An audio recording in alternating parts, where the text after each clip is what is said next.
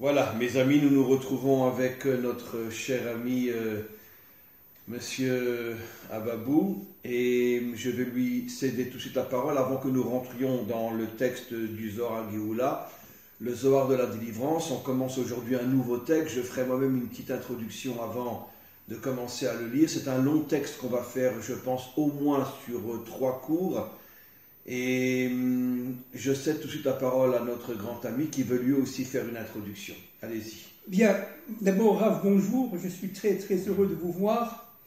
Et écoutez, Internet, l'informatique, il n'y a pas de hasard. C'est arrivé à la fin des temps de l'histoire. Ça arrive à un moment donné où Adam Arishon est en train de se reformer, où Chava va apparaître sous des traits incroyables, marié enfin à Adam Arishon, son mari, avant la faute. Nous sommes tout simplement là dans une année, un temps... Ils reviennent sous la forme du Mashiach. Oui, absolument.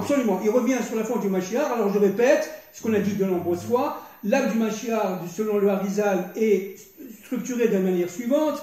Vous avez la Malchut qui est David, vous avez le Yesod qui est Yosef qui porte en lui les pères, Abraham, Isaac, Yaakov et les 12 tribus. Vous avez aussi évidemment Moshe, Netzar, et vous avez Moshe avec Tzipora, et vous avez le Adam Arishon avec Rava, tout ça formant la Neshama de Mashiach ben David.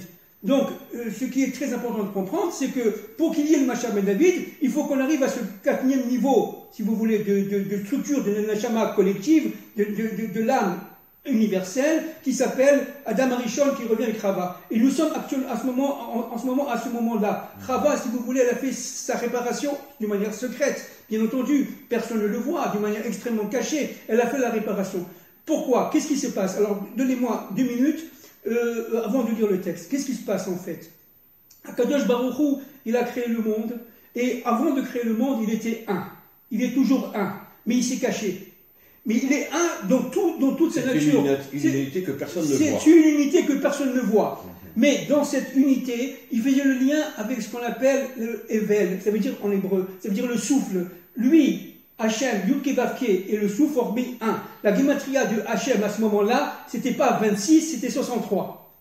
Ça, c'est pas moi qui le dis, c'est le Ramchal. Donc, date à... Parlez si on fait attendez, je vous ai dit. Oui, je vais vous expliquer. Pourquoi 63? Parce que vous avez Yud Kei Vav Kei qui est 26, et vous avez Evel, Yud, Bet, Lamed qui fait 37. 37 et 26, ça fait 63. Ça, c'est avant. Lorsqu'il a créé le monde, il s'est détaché du souffle, et il y a eu donc la première séparation. Donc, à partir de ce moment-là, Yud Kei Vav Kei devient 26, et Evel est 37. Dans le monde du Evel, c'est le monde des nations, c'est le monde de l'universel, c'est le monde de la création. Mais lui, il est à la fois intérieur de la création et extérieur à la création. Et cette séparation-là, le mal, si vous voulez, si on peut parler comme ça, c'est engouffré. Maintenant, ce qui est très important de comprendre, c'est que dans ce Evel, il y a tout le plan de l'histoire. Dans ce Evel, il y a la séparation au niveau des nations. Qu'a fait Adam Arishon? Il a tout simplement aggravé la séparation. La faute d'Adam Arishon, Chava, a été d'aggraver la séparation. Il y a eu, si vous voulez, une séparation primordiale, voulue par Hachem. Eux-mêmes se sont séparés pendant Oui, absolument. Et on sait d'après les codes de la Torah que l'homme, selon le code biblique, représente le monde d'en haut, la femme le monde d'en bas. Il y a une séparation, ce qu'on dit en français, entre l'Église et l'État. Voilà, c'est ça. Entre le monde Rouhani et le monde Gashmi. Absolument. Et cette séparation-là, on l'a vu jusqu'à aujourd'hui. Si vous voulez, vous avez 2 plans, on répète, il y a le plan divin et le plan humain. Le plan humain est lié directement à l'arbre de la connaissance du bien et du mal, et le plan divin étant lié à l'arbre de vie. Mais tout le travail, c'est de faire resplendir le fait que l'arbre de la connaissance du bien et du mal est intégré dans l'arbre de vie. Le Hari Akadosh dit que l'arbre de la vie, c'est l'âme de l'arbre de la connaissance. Exactement, j'allais le dire. Et de la même manière que la plupart des hommes ne reconnaissent pas leur âme, c'est ça. Et au moment de la délivrance, on va se rendre compte que l'essentiel de l'homme, c'est son âme. C'est ça. Au moment de la délivrance, l'arbre de la vie qui est caché à l'intérieur de l'arbre de la connaissance va se dévoiler et va se montrer plus encore que l'arbre de la connaissance. Exactement. C'est-à-dire qu'en fin de compte, ce qui s'est passé, c'est la séparation de l'âme et du corps, de l'homme et de la femme. C'est ça la mort. C'est ça la mort, c'est exactement ça la mort. Qu'est-ce que c'est que la mort? La mort, ce sont les voiles qui séparent, les voiles qui séparent l'arbre de la connaissance du bien et du mal et de l'arbre de vie. Absolument. C'est exactement. Et qu'est-ce que c'est que Katametim, la résurrection des morts? C'est, en fin de compte, l'union des deux arbres, en fin de compte, qui existe dans les autres mondes, d'une manière de plus en plus parfaite en fonction qu'on monte, mais surtout, ici, dans notre monde à eux, c'est séparé. C'est séparé. Et tout le travail du Mashiach et du peuple d'Israël, c'est de faire comprendre aux nations qu'il y a derrière le plan humain, il y a un plan divin. Derrière le monde de la séparation, il y a l'unité, il y a le monde du Dieu un.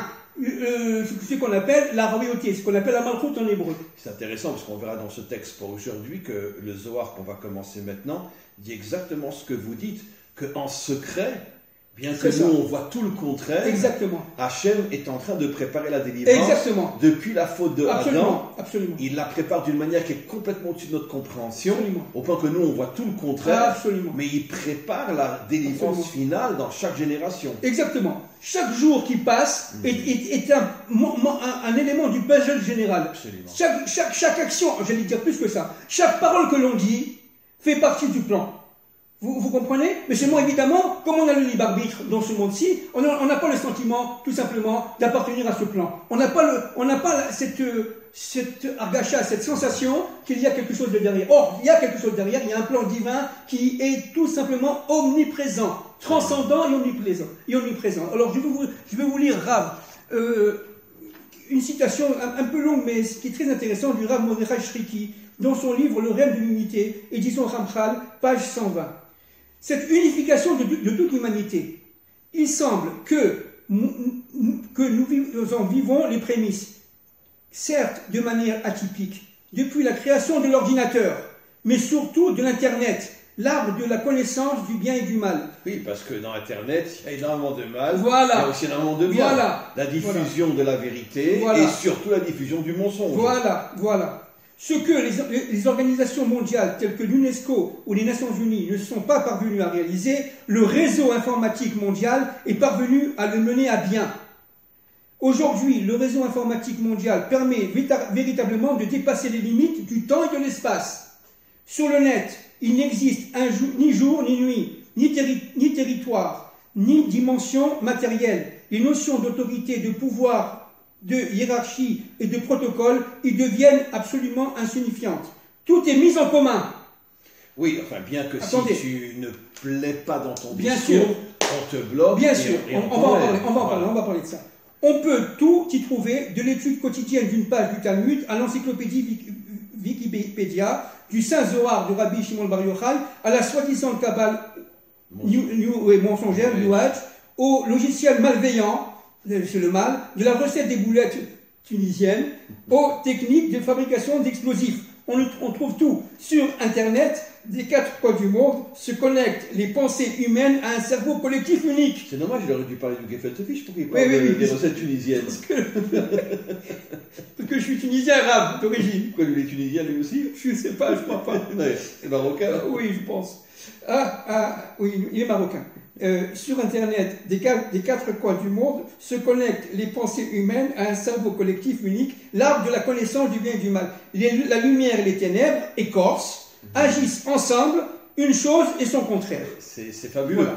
Vraiment, Internet, c'est vraiment la reproduction dans le monde moderne de l'arbre de la connaissance du bien et du mal. Exactement. Puisque Internet ne donne que des connaissances. Mais ou du bien, ou du mal. Exactement. Alors qu'est-ce que c'est qu'Internet en fait? Permettez-moi de dire en 3 secondes, d'une manière extrêmement synthétique. Ce sont les vaisseaux, ce sont les artères et les veines d'Adam Arishon. Adam Arishon est par nature, par définition, par essence universelle. Mais la communication passe chez les Africains, aussi bien que chez les Asiatiques, aussi bien chez les Européens, aussi bien chez les Américains, d'une manière absolument unique. Incroyable, extrêmement rapide. C'est même plus rapide que le son. Ça va très très vite. Et donc, à partir de ce moment-là, ce sont des énergies qui sont vivifiées par la parole. Et à partir de ce moment-là, on réunit l'universel. Dans le bien, malheureusement, comme dans le mal, bien entendu. Aujourd'hui, sur Internet, il y a énormément de choses mauvaises. Il faut faire très très attention. Mais énormément de choses bonnes. Il y a aussi des choses bonnes. Mais tout le réveil des nations par rapport à la Torah, c'est grâce à Internet. Voilà. Il y a encore 20 ans, on pouvait compter sur les deux doigts de la main enfin moi je l'appelle Béné Adam, les non-juifs qui respectaient la Torah. Bien sûr. Aujourd'hui, ce sont des millions. Bien sûr. Grâce à Internet, dans toutes les langues. Bien sûr. En anglais, en français, en espagnol, en russe, etc. Mais c'est pas Internet, Rav, que ce mouvement qui est promulgué par les forces des Lions on va en parler, par les forces des Lions c'est ce réveil, notamment des femmes non-juives, mais pas seulement françaises, universelles, des femmes non-juives qui vont pousser leurs hommes, leurs maris, etc. à se réveiller, qui va faire que, en fin de compte, tout ça va former tout simplement une force incommensurable, incomparable. De toute façon, pour confirmer ce que vous dites, on le voit ici, on le voit partout. Quand j'aime pas le mot rare, mais peu importe, quand un enseignant a des élèves, la majorité de ses élèves, s'il s'ouvre à la fois aux hommes et aux femmes, la majorité de ses élèves sont des femmes. Absolument. Et moi, je le vois ici dans le monde israélien, dans le monde français. C'est pourquoi il y a un réveil chez la femme 10 fois plus puissant que le réveil chez l'homme. Mais moi, je l'ai vu chez ma femme, je l'ai vu chez ma femme, Zichron el-Bracha, au jour le jour. J'ai vu comment elle passait du monde de l'extériorité, c'était une Française, et progressivement, elle devenait hébreu grâce au cours de Torah, grâce au Rav Zinovitch. Bon, vous ne le connaissez pas, mais enfin, grave au Rav Zinovitch. Non, j'ai jamais entendu parler. Voilà, grave à d'autres rabbinim, qui fait que mon épouse était arrivée dans son intériorité, parce qu'en fin de compte, la femme, c'est l'intériorité. La femme est un être caché, complètement caché. La femme est par rapport aux deux arbres, l'arbre de la vie qui est caché dans l'arbre de la connaissance. Exactement. La femme, c'est l'arbre de vie. D'ailleurs, nos maîtres nous disent, toute la bracha d'un homme vient de sa femme. Oui. Et la bracha, c'est la vie. Absolument. Et donc, la bénédiction, c'est la vie. Absolument. Donc, qui donne la vie à l'humanité, c'est la femme. C'est ça. La femme authentique, bien sûr, pas la femme détruite par le serpent. C'est ça. Alors, je finis. Deuxième citation du Rav Shriki Mordechai, page 121, le règne de l'unité. Internet anticipe le dévoilement de l'unité. Ça, c'est très important, car Dieu a fait l'un à l'opposé de l'autre. Ecclésiaste 7,14. Caïn est venu avant Abel, la génération de la tour de Babel avant le patriarche Abraham, Ésaü avant Jacob, Pharaon avant le voilà. Goliath avant le roi David, il en est ainsi depuis la création du monde, les ténèbres et le chaos précèdent la lumière. Bien qu'il faut rajouter que d'après les secrets de la Torah, Caïn est revenu dans Esav, Esav est revenu dans David, et David dans le Mashiach. Absolument. Et comme on va le voir dans le texte d'aujourd'hui, aujourd'hui ou demain, le Zohar dit clairement que n'a le droit véritablement d'être un associé d'Hachem que celui qui transforme l'obscurité en lumière. Absolument. C'est-à-dire qu'il voit dans l'obscurité la lumière. Voilà. C'est exactement ça. C'est pour ça que finalement le Mashiach, c'est en vérité le serpent. Absolument. Puisque la même valeur numérique, Nachash a pour valeur numérique Mashiach. Et qu'est-ce que dit le Hari Akadosh? Le serpent est revenu dans Caïn, Caïn dans Esav, Esav dans David, David dans Mashiach. C'est-à-dire que finalement, le Mashiach, c'est la transformation du mal en bien. Mais le roi David ressemblait beaucoup à Esav. Shmuel l'a dit. Quand il a vu venir David, il a dit à Hachem, quoi, tu veux nommer Esav sur ton peuple? Exactement. Mais c'est pour ça que le roi David a énormément souffert par ses fils, par ses acolytes, il était seul. Et jamais un homme n'a eu autant d'ennemis, même à l'intérieur de son propre peuple, que le roi David. Bien sûr. Pourquoi? Parce que l'authenticité est toujours poursuivie par tout le monde. N'oubliez pas que son arrière-grand-mère, Ruth, n'était pas juive. Elle descendait de Églon. Églon, c'est un pourri. Bien sûr. C'était la fille du roi de Églon. Absolument. Qui était lui-même un descendant de Balak. Absolument. On revient dans l'histoire de Bilam, Balak, etc. Et c'est toujours la transformation du bien en mal. Et même si on remonte à la source, d'où vient Ruth? D'un inceste entre un père et ses filles. Ça veut dire que c'est la plus grande faute qui est transformée en Mashiach. En David. Absolument. Par les filles de Noé. Absolument. Voilà, grave. Donc nous sommes ici, vous voyez, dans ce monde d'obscurité, nous sommes en train de construire, grâce à Dieu, sous les ordres d'Hachem, tout simplement ce monde du bien, ce monde de l'universel, avec les artères et les veines, avec le sang. Alors évidemment, vous avez évidemment le sang pur et le sang impur, évidemment. Il y a le bien et le mal. ce sang impur va se transformer en sang pur, tout va prendre son sens, y compris les périodes les plus noires de l'histoire humaine vont prendre, Baruch Hashem, leur sens, et à partir de ce moment-là, on va dire, d'où la chaîne Kitov, qui est une phrase d'eau, on va glorifier le nom de Dieu. Vous savez, je m'excuse de me répéter, mais ce texte que vous avez lu, tellement extraordinaire, fait remonter à la surface un enseignement que je donne souvent, que le venin du serpent, c'est la religion. Parce que qu'est-ce que c'est la religion? Écarte-toi de ce monde, éloigne-toi, tu vas tomber, c'est un monde pourri, c'est un monde de débauche, c'est un monde d'impureté, consacre-toi à Dieu, etc.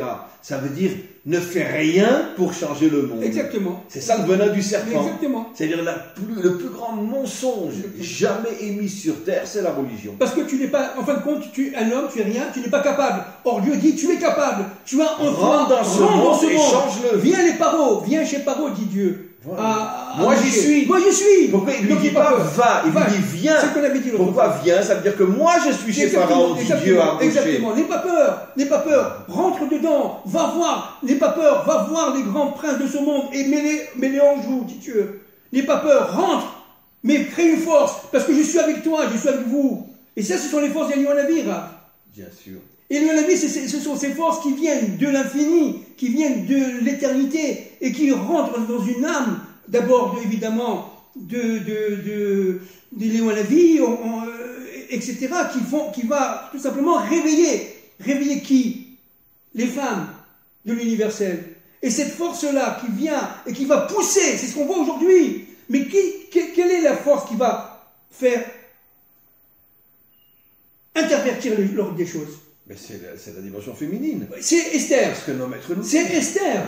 C'est une femme. Esther qui veut dire caché. Caché. Vous voyez, la dimension cachée de la femme. La dimension cachée de la femme qui va véritablement faire passer le monde du mal en bien. C'est l'inversion des contraires. C'est fou. C'est fou. Nous savons bien que Eliyahu Hanavi descend de Pinchas. Pinchas ou Eliyahu. Bien sûr. Donc il faut comprendre que... Et d'ailleurs, Pinchas vient à la fois de Yosef bien sûr. Et de Yitro. Bien sûr. Ça veut dire qu'il porte en lui l'humanité. L'humanité tout entière. Absolument. Puisqu'en venant de Yitro, qui était le grand prêtre idolâtre de l'humanité tout entière, il porte en lui, on pourrait dire, tout le mal de l'humanité transformé en bien. C'est ça. Et qui c'est qui va le faire, ça? Vous savez, c'est Tzipora, la fille d'Yitro et la femme de Moshe. Qui se marie avec Moshe. Voilà. Et Moshe l'a vu. Non, c'est complètement fou. Ben oui, Moshe, on pourrait dire, le plus juif des juifs, qui se marie deux fois avec au départ une non-juive. Quel est le message? Que la mission d'Israël n'est pas de s'enfermer à l'intérieur de lui-même, mais de s'ouvrir aux nations. Tout en étant Israël, tout en restant Israël, bien entendu. Évidemment. Parce que Israël est un peuple unique qui permet de faire le lien entre la divinité et les nations. Évidemment, Tzipora, quand elle se marie avec Moshe, elle abandonne l'idolâtrie. Absolument. Mais elle porte malgré tout en elle, dans son essence, l'humanité tout entière. Absolument. Ça veut dire que en vérité, c'est ça la connexion entre Israël et les nations. Exact. Israël aura le rôle du masculin, les nations le féminin, et finalement toute la force d'Israël viendra des nations. Absolument. Absolument juste. Mais maintenant, c'est pour ça, Rav, qu'on a parlé tout à l'heure de Evel, c'est-à-dire l'extériorité et qu'il y a le souffle divin, d'accord? On a dit Evel, ça veut dire aussi souffle, mais ça veut dire aussi vanité. Oui. L'ecclésiaste, ok? Bien entendu. Eh bien, maintenant, ce qu'il faut comprendre, un point fondamental, c'est que les sciences, ce qu'on appelle aujourd'hui, dans notre langage à nous, les sciences exactes, sur la physique, la médecine, l'économie, les mathématiques, viennent de ce souffle-là. Et la Torah, notamment la Torah de la délivrance, mais toute la Torah là, vient du Kevavké, c'est-à-dire de l'intériorité. Mais de toute façon, on dit en hébreu Ruach HaKodesh, voilà. Le souffle divin. Voilà. Donc le souffle est vraiment, on pourrait dire, la source de la réussite humaine. Voilà, la science. D'ailleurs, on vit grâce au fait qu'on respire. Absolument. Donc on a un souffle en nous. Absolument. Bravo, c'est exactement ça. La science, c'est l'extériorité, d'accord, du monde de Evel, du monde de l'humanité. Et l'intériorité, c'est la Torah. Bien sûr. Alors ça veut dire quoi? Ça veut dire qu'en fin de compte, la Torah a tout simplement la capacité d'éclairer les sciences. Évidemment. C'est-à-dire qu'en fin de compte, la vraie Torah, et c'est ça la Torah de la délivrance. La Torah de la délivrance, c'est la Torah qui va permettre aux sciences de resplendir vraiment. Bien sûr. Pas pour détruire, mais pour construire, et en faisant l'union de toutes les sciences et de toutes les De toute façon, perceptions. de plus en plus de savants authentiques, chacun à sa manière et selon son style, reconnaissent que le monde ne s'est pas créé tout seul. Bien sûr. De plus en plus de savants authentiques commencent à admettre l'identité d'une force surnaturelle qui Bien aurait sûr. créé Bien sûr. l'univers. Bien sûr. Regardez, Rav, tout le langage informatique, c'est le langage binaire, 0, 1. Oui. Donc vous avez le 1, le Aleph, l'unité, et le 0. Et les maîtres informatiques disent qu'en fin de compte, qu'est-ce que c'est que le 0? C'est un 1 qui est caché, voilé. C'est-à-dire qu'en fin de compte, tout est 1. Vous comprenez? C'est-à-dire qu'en fin de compte, tout le langage informatique va vers l'unité. Et c'est comme ça dans toutes les sciences. Le 1 et le 0 représentent le 1, le masculin, le 0, Oui, le le féminin. féminin, absolument. Puisque le 0, ça entoure. Absolument. Ça veut dire que c'est le makif. Exactement. Qu'est-ce que fait la femme sous la choupa? Exactement. Elle tourne 7 Exactement. fois, elle Exactement. fait 7 cercles, Exactement. 7 zéros Et voilà, c'est autour ça. de son mari, C'est exactement qui ça. est 1 puisqu'il est debout. Il est debout. C'est Donc, exactement. l'homme est 1 et la femme est Voilà. tourne autour de C'est lui. pour ça qu'elle- D'accord. c'est pour ça qu'elle met son alliance dans le doigt de son mari. Voilà, exactement. Parce que l'alliance étant évidemment un 0. Donc c'est-à-dire le masculin, le féminin, mais tout vient. Qu'est-ce que c'est que le féminin? C'est un, si vous voulez, un masculin caché. Vous comprenez? Bien C'est-à-dire sûr. que la femme reçoit de Dieu autant que l'homme, mais elle extériorise cela dans ce monde Et de actuel. toute façon, la vraie réalité, la réalité cachée, même au niveau de la science, on sait très bien que toutes les énergies cachées sont la vraie réalité. Et on ne les voit pas. Tout ce que nous, on voit avec nos yeux, c'est même pas 0,001% de la réalité. Absolument. Regardez Internet. Bien Regardez sûr. les énergies qu'il y a dans Internet. Bien sûr, Vous vous rendez compte qu'on parle ici, on est à Jérusalem, et on parle pour le monde entier. bien sûr. Et en direct. On Voilà. va commencer un petit peu Voilà. notre texte. Voilà. Alors, je voudrais juste faire une petite introduction. Le Zohar explique que ici, on parle de Rabbi Shimon Bar Yochai et de ses élèves, ainsi que de son fils, qui avait déjà quitté ce monde et qui se trouvait dans ce qu'on appelle les mondes supérieurs. Et le Zohar affirme que l'endroit le plus élevé dans les mondes supérieurs, c'est là où se trouve Rabbi Shimon Bar Yochai et ses élèves. Le Zohar dira plus tard que l'âme du Mashiach ne va visiter que Rabbi Shimon Bar Yochai et ses élèves. Exactement. Voilà. Donc Rabbi Shimon Bar Yochai, qui est le maître des secrets, a mérité après son décès de monter à un niveau qui est le plus haut de tous les niveaux que personne ne peut atteindre, sauf lui et ses élèves. Vous savez, Rabbi Shimon Bar Yochai, a été créé avant la création. Oui. Vous rendez compte? Ça veut dire que c'est une fois qui a été créée avant la création. C'est pour ça qu'il a été capturé par les Absolument. Kuffot et que c'est Moshe Rabbeinu qui l'a libéré. Exactement. C'est Moshe qui l'a Mais libéré. évidemment, évidemment. Et donc là, on a, bon, encore une fois, il faut comprendre, mes amis, que le Zohar est extrêmement codé. Ce sont beaucoup de métaphores, on ne va pas s'amuser à tout décoder, parce que dans ce cas, il nous faudrait des millénaires. Mais le Zohar va parler d'un des élèves de Rabbi Shimon, qui lui était encore vivant. Et Rabbi Shimon a voulu faire monter son âme, parce que les très très très grands justes ont la capacité, même tout en étant vivants dans ce monde, de faire monter leur âme dans les mondes supérieurs, puis sans mourir, et après ils reviennent, et l'âme réincarne le corps.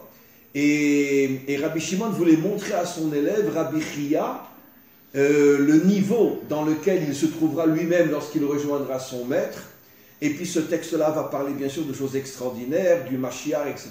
Bon, on ne pourra bien sûr pas tout faire aujourd'hui, ça va nous prendre 3 ou 4 cours, mais on va commencer aujourd'hui. Et je me permets de lire un petit passage, et puis après on va le commenter avec monsieur Abab.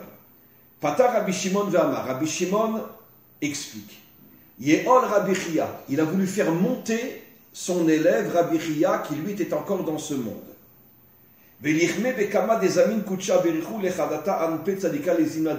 a voulu que Rabbi Chia voie comment les justes allaient se transformer pour pouvoir atteindre ce qu'on appelle le monde à venir, qui est en vérité la sphira de la Bina. Exactement. Comme on le sait dans tout le Exactement. Zohar, Exactement. Alma Deate la Bina. Ça veut dire que les grands tzadikim, et on parle surtout de Rabbi Shimon et de tous ceux qui étaient avec lui, vont atteindre le monde à venir, c'est-à-dire le monde de la Bina. On va en parler dans quelques instants. Et regardez maintenant ce que dit le Zohar. Zakai uman de alacha belo kisufa. La première condition pour pouvoir rejoindre le niveau de Rabbi Shimon, c'est que tu dois, dans ce monde, vivre sans la moindre honte, sans la moindre peur, on peut dire. C'est-à-dire tu dois être un véritable guerrier, comme voilà. c'est marqué ici. Exactement. Ne pourra me rejoindre, dit Rabbi Shimon, que celui qui, dans ce monde, est un combattant. Est un véritable combattant. Absolument. Qui n'a peur de rien. Absolument. Ça veut dire, là aussi, je veux dire, quand je lis des textes comme ça, je vous affirme, j'ai envie de pleurer. Bien sûr. Parce que, qu'est-ce que les religieux vont nous dire? Si tu veux aller dans le monde à venir, il faut que tu sois toute la journée en train de prier, en train d'étudier, en train de dire Alléluia, etc. Le Zohar nous dit tout le contraire. Il dit pas qu'il faut pas pratiquer la Torah. Mais la Torah n'est que le moyen d'arriver à être un combattant. C'est pas une fin, c'est un moyen, la Torah. C'est un instrument. Qu'est-ce que dit le Zohar? Tu veux atteindre le monde à venir, voilà. Sois un combattant dans ce monde qui n'a peur de rien. Absolument. Voilà Absolument. Ce que dit Rabbi Shimon Bar Yochai. Comme l'était lui-même Rabbi Shimon Bar Yochai. Quand il y a eu la fameuse réunion avec tous les rabbinim de son époque, le seul qui a dit on continue à se battre contre les Romains même si on meurt tous, c'est Rabbi Shimon Bar Yochai. On continue. Vechama de Aveal. Comme Rabbi Chia était un véritable guerrier, et pas seulement un petit religieux, il a mérité de monter dans l'endroit où se trouvaient Rabbi Shimon et ses élèves. Et il s'est retrouvé au milieu de tous ces combattants, toutes ces forces qu'étaient Rabbi Shimon Bar Yochai et ses élèves. Mais quand il s'est retrouvé là-haut, il a éprouvé malgré tout une certaine honte, pas dans le monde d'en bas, il a peur de rien, mais dans le monde d'en haut, il s'est dit, mais attends, mais je suis encore un être vivant, qui je suis pour mériter d'être au milieu de tous ces géants? Et il s'est enfui, son âme s'est enfuie, et elle s'est mise à côté de Rabbi Shimon Bar Yochai. Kala nafak ve'amar, meir einar, lo tiskof rishav lo tistakel, meir einar bechama neura d'ave nair le merachok. Et il a entendu une voix qui lui a dit, comme tu es encore un être vivant, tu ne peux pas mériter de voir toute la lumière qu'il y a dans le monde d'en haut, ferme tes yeux. Et malgré le fait qu'il a fermé ses yeux, il a, malgré tout, derrière les yeux fermés, il a ressenti une lumière inimaginable qui était en train d'éclairer l'endroit où se trouvaient Rabbi Shimon et ses élèves. On va s'arrêter là pour l'instant, peut-être qu'on continuera encore un petit peu. Après, je voudrais juste vous céder la parole, cher ami, en revenant sur cette notion-là. On voit que le Zohar, qui est, on pourrait dire, la vérité de la vérité, la vraie Torah, c'est le Zohar. Attention, le Talmud, ça, mais disons que comme on le sait, il y a comme un homme, il a des habits, d'accord? Il a un corps. Même dans la Torah arabe, vous avez l'extériorité et l'intériorité. Exactement. Et l'intériorité. Le côté féminin, c'est le Talmud, et d'ailleurs c'est écrit. Absolument. Le côté féminin, c'est le Talmud, et le côté masculin, c'est le Zohar. L'âme de la Torah. D'ailleurs, c'est marqué clairement dans le Zohar. Absolument. Le Zohar s'appelle Nishmata Deoraita. Exact. Et le Talmud s'appelle Gufa Deoraita. Voilà, le Zohar s'appelle l'âme de la Torah. Et le Talmud s'appelle le corps de la Torah. Attention, pour être vivant, il faut le corps, et l'âme. Bien entendu. Un homme qui ne dit que le Zohar, qui ne dit que le Talmud est un mort. Absolument. Il se croit important, mais c'est un mort. Il faut l'union des deux. Voilà. L'union entre l'âme et le corps, c'est ça la vie. Absolument. Voilà. Mais en tous les cas, donc, je reviens sur cette question-là. Donc, le Zohar, qui est vraiment, on pourrait dire, l'intériorité de la Torah, l'âme de la Torah, nous dit que la condition sine qua non pour mériter de t'élever dans le monde à venir à un niveau qui est celui des secrets et la lumière de la lumière, il faut que tu sois dans ce monde un homme fort qui n'a peur de rien. Je pose une question simple. Ça veut dire quoi un homme fort qui n'a peur de rien? Un homme fort qui n'a peur de rien, c'est d'abord, avant tout, quelqu'un qui a l'émouna. C'est-à-dire quelqu'un qui a cette force intérieure qui lui permet, grâce à la tchouva, et c'est pas rien ce qu'on dit là maintenant, parce qu'on est à la veille de Rosh Hashanah. C'est quoi Rosh Hashanah en fait?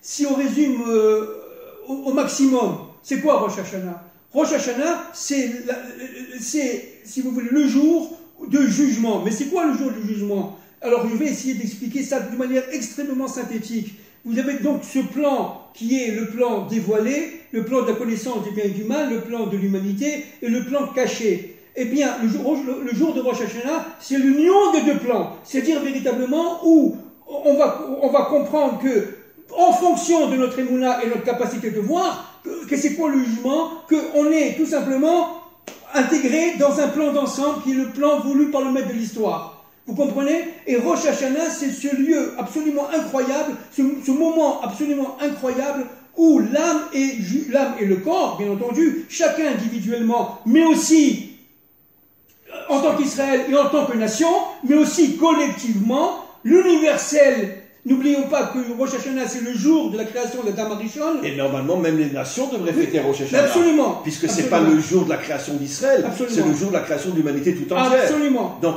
un jour viendra où les nations fêteront Rosh Hashanah. Exactement. Vous m'avez pris cette idée-là grave. Regardez comment on est liés.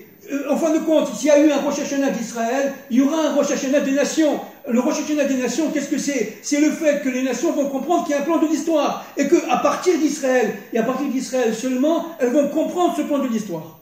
Vous comprenez?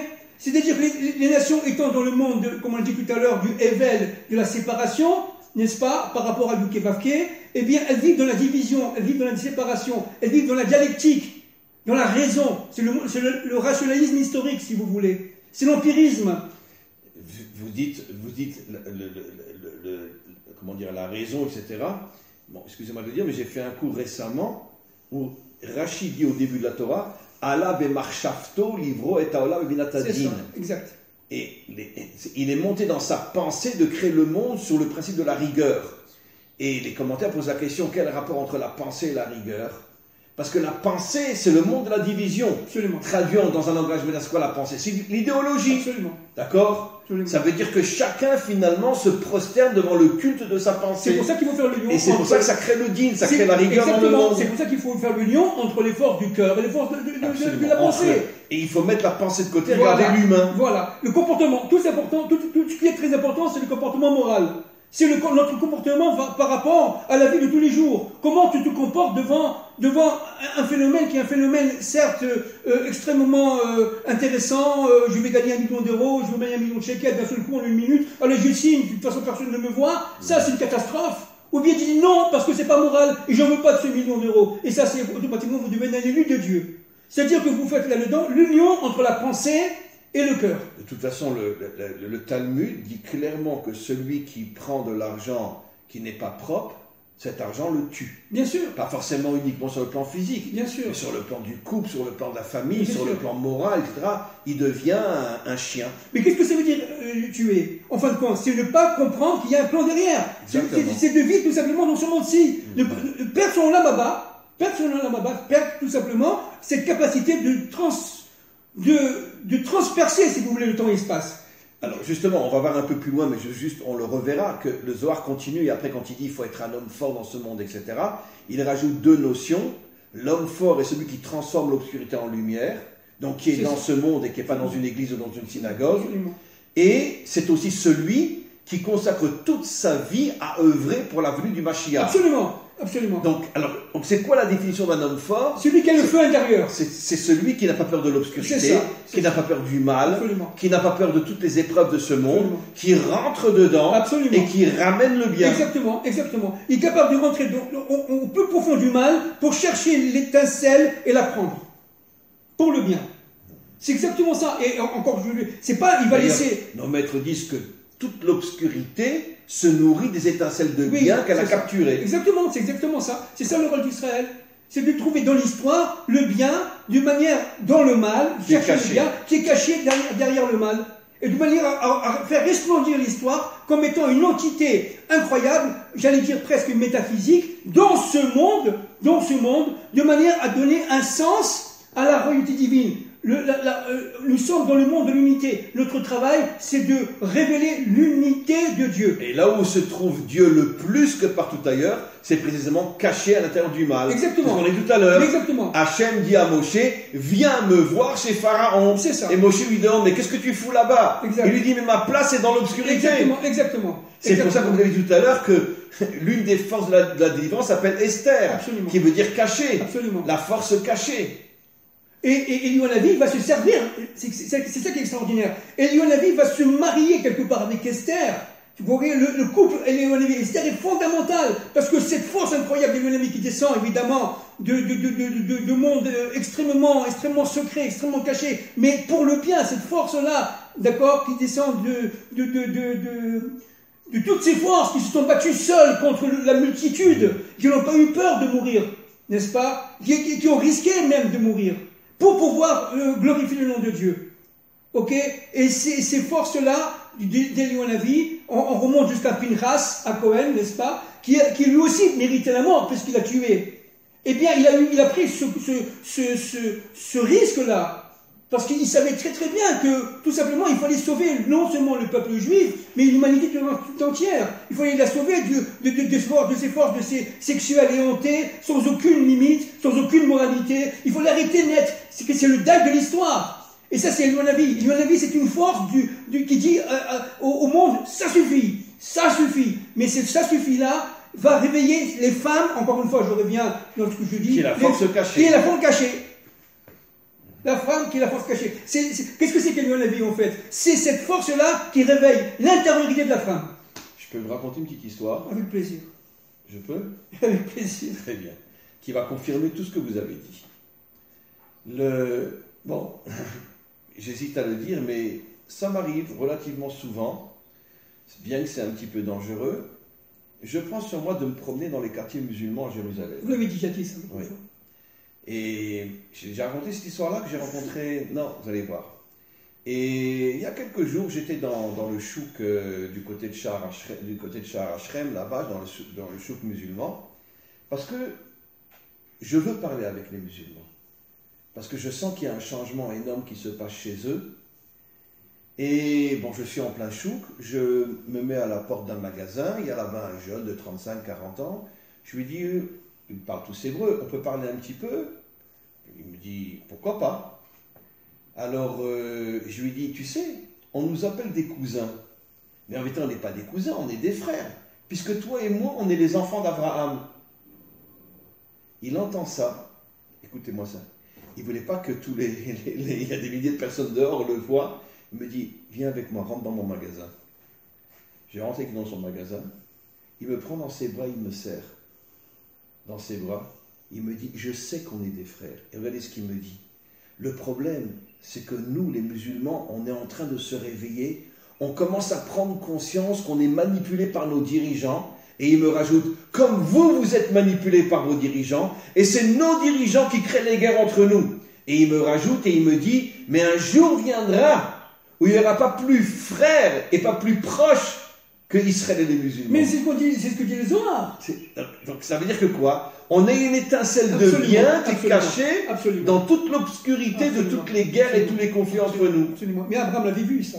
Abraham l'avait vu. C'est pour ça qu'il aimait Ishmaël. Mais bien sûr. Et c'est pour ça qu'on dit qu'Ishmaël fera Teshuvah. Mais bien sûr. Mais bien sûr, au début, c'était Yitzhak et Ishmaël qui sont arrivés à l'enterrement d'Abraham. Et après, il y a marqué... Ishmaël, il s'est passé Yitzhak passé devant lui. Voilà. C'est-à-dire qu'il a reconnu la grandeur de Yitzhak. Voilà.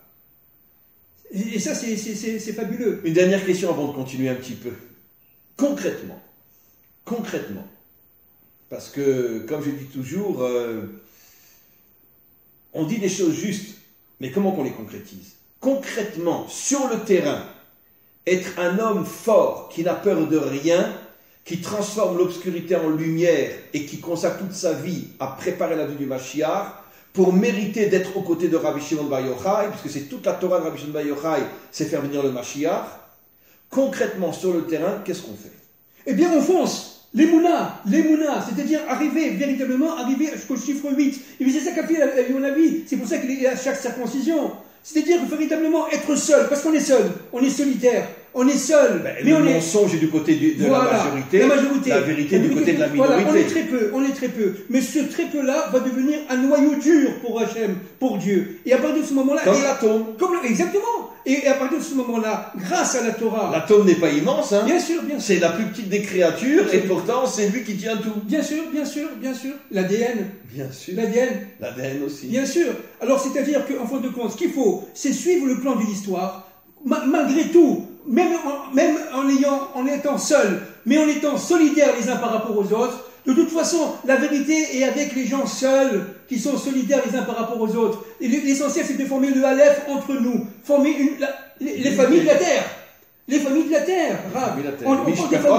Voilà, on dit pas. Les familles seront bénies en toi, voilà, toutes les familles de la terre, pas du ciel, voilà, pas de la synagogue, pas de la yeshiva, de la terre. Et ça, on l'a dit ensemble. C'est exactement ça. C'est-à-dire véritablement, de ce monde-là, il faut créer une solidarité, une unification des forces. Et ça, c'est qui c'est qui va la donner? Je répète, c'est le prophète Élie. C'est pour ça que le prophète Élie annonce le Mashiach ben David. Et qu'est-ce que c'est que cette annonce? Préparer le monde. Voilà, exactement. Je vais vous dire. C'est quoi cette annonce? C'est tout simplement la préparation du monde au Mashiach. Mais de quel monde on parle? De ces forces combattantes qui n'ont peur de rien, qui sont prêts à mourir pour ça. Moi, j'ai entendu des femmes non juives, je dis bien Rav, non juives, dire je suis prêt à mourir pour la liberté. Je suis prêt à mourir pour la liberté de mes enfants. Je suis prêt à mourir pour le devenir de l'humain. J'ai entendu, Rav. Bien sûr. À Paris, il n'y a pas longtemps, j'ai entendu sur Internet. Moi, je suis prêt, j'ai pas peur de mourir. C'est ça que veut Dieu. C'est ça que veut Dieu. Donc, alors, c'est quoi cette émouna? C'est le chiffre 8. La Bina. C'est la Bina. On parle évidemment de la Malchoute, et on remonte jusqu'à la Bina. C'est la même lettre. C'est la même lettre, bien sûr. On veut dire qu'elle doit fusionner. Voilà. Que le monde d'en bas doit avoir pour racine le monde d'en haut. Exactement. C'est-à-dire que la nature doit s'enraciner dans ce qui est au-dessus de la nature. Exactement, absolument. C'était seulement ça. Mais il est où au-dessus de la lumière? Il est à l'intérieur de la nature même. C'est-à-dire, ils sont où les forces de la lumière? Dans l'obscurité. Évidemment. Le Oraganos, la lumière cachée. Où est cachée la lumière? Mais dans l'obscurité, là où personne n'imagine qu'elle se trouve. Exactement. Où est caché Dieu? Dans l'obscurité. Là où personne, et on va chercher Dieu à la synagogue. Absolument.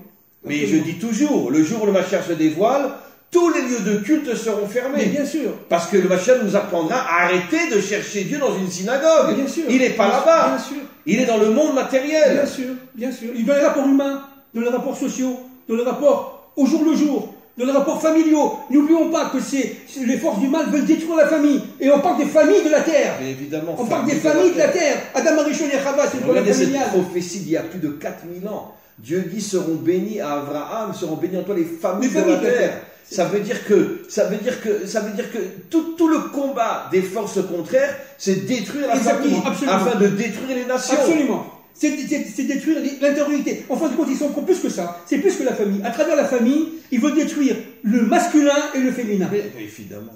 Vous comprenez? C'est-à-dire qu'en fin de compte, c'est le plan de Dieu, l'essence même du plan divin qu'ils veulent détruire. Et de manière à ce qu'une femme peut devenir un homme, et un homme, transgenres. Tout le monde est en train de tomber. Et un homme devient une femme. Je ne veux pas citer de nom ni rien, ne le citez pas non plus si vous avez vu cet article-là, mais vous savez qu'il y a quelques jours, un rave en Israël ultra-orthodoxe a été faire un mariage de 2 lesbiennes. Oh. Un rave ultra-orthodoxe. Oh. C'était dans tous les journaux. Oh là là. Et malheureusement, je le connais ce rave, très bien. Je ne savais pas. Un rave ultra-orthodoxe, ça veut dire genre Meacharim, Bnei-Brak, etc. a été faire, et après tout le monde religieux est tombé dessus, il a fait des excuses en public, bon, pour s'en sortir, mais il a quand même été célébré un mariage entre 2 lesbiennes. Un ultra-orthodoxe en Israël. C'est bien la preuve qu'on ne peut plus faire confiance à personne. Non, parce que... Et qu'on arrête de se faire avoir par les chapeaux, par les barbes, etc. C'est ce que disent nos maîtres. Avant la délivrance, nous, et là, la Bilouch Bachamim, on ne peut plus faire confiance à personne sauf à Hachem. Absolument. Il faut arrêter le culte des rabbinim, le culte des rabbins, le culte de l'homme. Non, c'est fini, on vit dans un monde de mensonges. Absolument. Un ultra-orthodoxe qui va faire un mariage de lesbienne. C'est ça. Alors, le but du mal, c'est de tout transformer par le transgenre, si vous voulez, l'homme en femme et la femme en homme. C'est-à-dire de brouiller les cartes complètement. De manière c'est le nom de Nimrod, encore une fois. C'est Nimrod qui revient. De manière, tout simplement, à empêcher Dieu d'intervenir dans son monde et de dévoiler son plan, sa direction. Ce qu'on appelle la anaga en hébreu. Vous comprenez? La direction divine, la direction du plan. Une dernière question. Concrètement, vivre pour la venue du Mashiach, puisque c'est ce que le Zohar dira, bon, on ne verra pas ce passage-là aujourd'hui, on le verra le prochain cours. Ça veut dire quoi concrètement? Vivre pour la venue du Mashiach. Mais c'est exactement ce qu'on a dit, Rav. C'est-à-dire être un combattant même si on est seul, essayons d'unir nos forces de manière à tout simplement réveiller le Mashiach qui est en nous, parce que chacun doit être son propre Messie. C'est ce que dit le Rabbi Lubavitch, que chaque homme a une étincelle Voilà. de Mashiach en lui. Absolument. Donc, réveiller d'abord l'étincelle de Mashiach qui est en moi. soi. Et ce qui me permettra de vivre toute ma vie pour le faire venir. Absolument, parce que l'Or Haganouz, il est en nous. Oui, bien sûr, Cette lumière fermée, cachée, pardon, cette lumière cachée est en nous. Donc qu'est-ce que c'est? Être son propre Messie. C'est ça que veut Dieu. Vous savez où se trouve le Or Haganouz, la lumière cachée? Dans le mauvais penchant. Bien sûr. Et vous savez quelle est la preuve? Bien sûr. Il y a un texte du Talmud qui dit clairement que grâce au combat d'Abraham contre les forces du mal, son plus grand protecteur et son plus grand ami est devenu le Satan lui-même. Absolument. Qui s'est complètement retourné pour être le défenseur d'Abraham. N'oublie pas le Nachash qui fait Tchouva. Qui devient Mashiach. Voilà, le serpent qui devient. C'est le même Gamatria. 345. C'est le Nachash qui devient Mashiach. C'est-à-dire que dans le Nachash, il y a, là où lui aussi, il a à l'intérieur la pulsion du Mashiach. C'est fou. Même dans le Nachash, il y a les forces du Messie à l'intérieur de lui-même. C'est le côté féminin du Nachash et lié directement au Messie, si vous voulez. C'est fou. Écoutez, on s'en remet à la fois prochaine, pour le prochain cours. Encore vraiment, on peut dire merci à Hachem. Ezrat Hachem. Merci à Hachem de nous donner ces forces, à M. Ababou et à moi, de livrer des messages d'une telle importance. Et je voudrais juste rajouter, et vous terminerez, j'espère, en disant à tous nos auditeurs et toutes nos auditrices que nous nous rendons de plus en plus compte, M. Ababou et moi, que les cours que nous transmettons, ce n'est pas uniquement un cours de Torah, c'est beaucoup plus que ça. C'est des cours de construction de l'être humain, dans le but de préparer cette armée, même si ce sera une petite armée, cette armée qui se joindra au Mashiach et qui fera la réparation du monde. Il faut que nous soyons des hommes et des femmes forts. Il faut que nous soyons courageux, que nous n'ayons peur de rien. Nous soyons capables de regarder le mal devant les yeux, lui dire, excusez-moi, je vais le dire à Ladinovitch, va te faire foutre. Tu ne m'impressionnes pas. Tu ne m'impressionnes pas. C'est ce que disent nos maîtres, que chaque homme a une potentialité de mêler, de roi, pas roi dans le sens français du terme. Et quelle est la définition d'un roi d'après nos maîtres? Celui qui défonce tous les obstacles et se fraye un chemin. C'est ça ce que nous devons transmettre et c'est ça ce que nous arrivons à transmettre. Vous terminez. Oui, c'est tout à fait ça. On revient encore une fois à Marianne, la France, cette femme qui est révoltée sur les barricades, qui est prête au combat et prête à risquer sa vie pour la liberté. C'est fabuleux que dans le conscient, dans le subconscient, la France, au moment de la Révolution, Absolument. a pris on pourrait dire, le modèle d'une femme, et comme pour dire que la délivrance viendra par les femmes. Oui, mais cette exactement ce que disent nos maîtres. Exactement. On a parlé autrefois de Rahab. C'est cette femme-là qui reviendra à la fin des temps. Mais c'est qui cette femme-là? Vous comprenez, c'est qui? En fin de compte, c'est qui? C'est Chava. C'est Chava. Bien sûr. C'est Chava. C'est-à-dire la femme d'Adam Arishon. Et sans ce combat de la femme, il ne peut pas y avoir de Mashiach. Il n'y a pas de Mashiach sans les femmes, je répète. Il n'y a pas de Mashiach sans les femmes combattantes. Je dis souvent que le vrai Mashiach, ce ne sera pas l'homme, ce sera sa femme. Voilà, exactement. Bien sûr. Exactement. Eh bien, écoutez, vraiment, merci beaucoup, beaucoup, beaucoup. Et alors, je tiens juste à dire à nos amis que mercredi prochain, il n'y aura pas cours parce que c'est Rosh Hashanah. Mais par contre, on fera cours le mercredi d'après, dans 15 jours, Yom Kippour, qui sera la veille de Yom Kippour. La veille de Yom Kippour, on fera un cours. Peut-être qu'on fera un cours sur Yom Kippour. Avec plaisir, on va voir. Voilà, on fera peut-être un cours sur le Zohar, on fera peut-être un cours sur Yom On Kippour. va voir. À tous et à toutes, une très très bonne journée.